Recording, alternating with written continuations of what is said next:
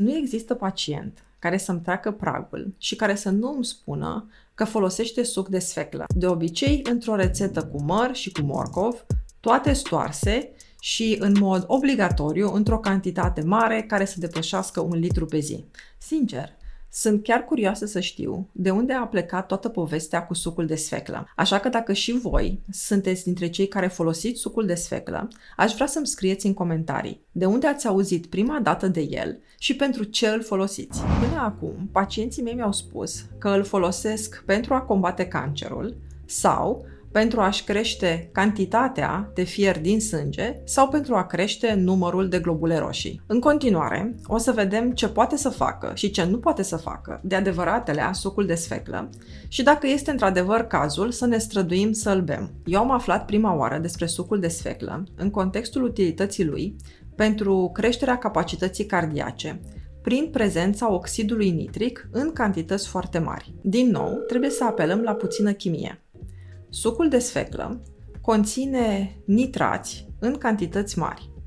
Nitrații, odată ce ajung în corpul nostru, sunt transformați în nitriți, iar aceștia, într-un final, sunt transformați în oxid nitric. Oxidul nitric este o substanță cu efect vasodilatator, ceea ce înseamnă că atunci când îl consumăm, duce la scăderea tensiunii arteriale și la creșterea cantității de oxigen și de alți nutrienți care sunt transportați către masa musculară.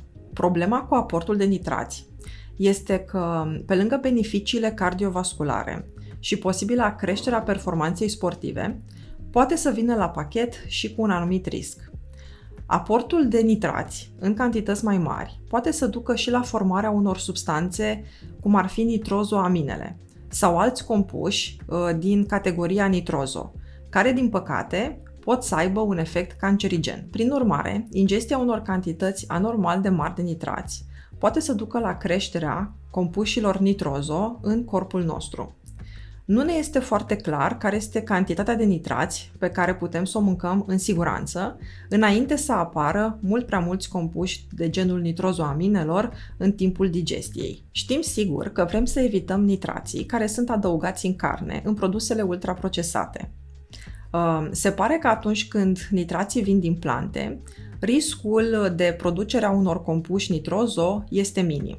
Dar cel mai prudent ar fi să consumăm cantități moderate de nitrați și nu să ajungem la litri întregi de suc de sfeclă pe zi. Deci, ce știm cu adevărat despre ce face și ce nu face sucul de sfeclă? Știm despre sucul de sfeclă că poate să crească performanța sportivă prin diferite mecanisme. Deci, dacă aș vrea să mă antrenez pentru, să zicem, un cross de 5 km, dacă m-aș apuca să beau în perioada de antrenament de dinaintea competiției, suc de sfeclă în fiecare zi, s-ar putea chiar și să îmi folosească. S-a observat de asemenea că sucul de sfeclă poate avea și efect asupra tensiunii arteriale, adică să producă scăderea hipertensiunii.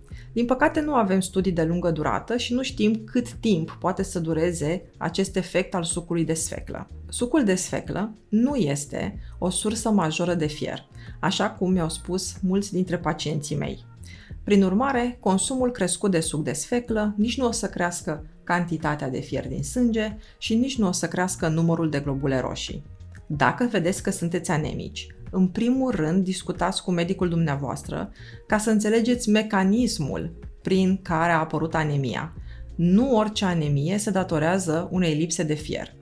Dacă totuși constatați că anemia în cazul vostru este bazată pe lipsa de fier, în primul rând o să aveți de luat suplimente de la farmacie și apoi sigur vă puteți și îndrepta către o dietă care într-adevăr să aibă fier în cantitate mai mare. Nu avem niciun studiu semnificativ care să arate că sucul de sfeclă cumva ar combate cancerul. Prin urmare, nu are niciun sens să beți litri întregi de suc de sfeclă pe zi cu scopul de a omorî celulele tumorale. Dacă totuși vreți să beți suc de sfeclă, încercați să aveți în dieta voastră și mai multe plante care să conțină vitamina C. De ce vitamina C?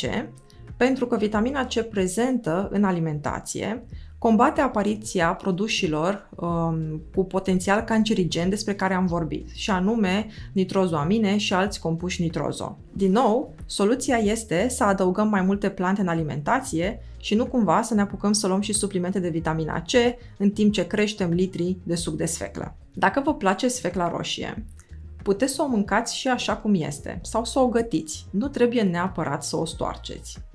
Iar dacă aveți hipertensiune arterială și vreți să creșteți oxidul nitric din alimentația voastră, în dorința de a scădea tensiunea, puteți să faceți și alte alegeri alimentare, nu neapărat să consumați litri întregi de suc de sfeclă. Avem foarte multe opțiuni alimentare care să aducă cantitatea de oxid nitric necesară sănătății inimii și care au la rândul lor și multe alte beneficii. De exemplu, sfecla, spanacul, rucola, țelina și salata verde conțin cam 250 mg de nitrați pe 100 de grame de produs, în vreme ce varza chinezească, andivele, feniculul, prazul și pătrunjelul conțin cam între 100 și 250 de miligrame de nitrați pe 100 de grame de produs. Știm din studiile în care s-au urmărit beneficiile cardiovasculare ale consumului de sfeclă că doza care a fost folosită a fost între 300 și 500 de miligrame de nitrați în alimentația zilnică. Prin urmare, vedem că ar fi foarte simplu, printr-o dietă variată și bogată în legume și verdețuri, să obținem nitrații de care avem nevoie, fără consum de suc de sfeclă. Din nou, ce alegeri alimentare facem, în general, ce stil de alimentație avem, contează mai mult decât să ne agățăm de un singur aliment pe care să-l consumăm în mod obsesiv.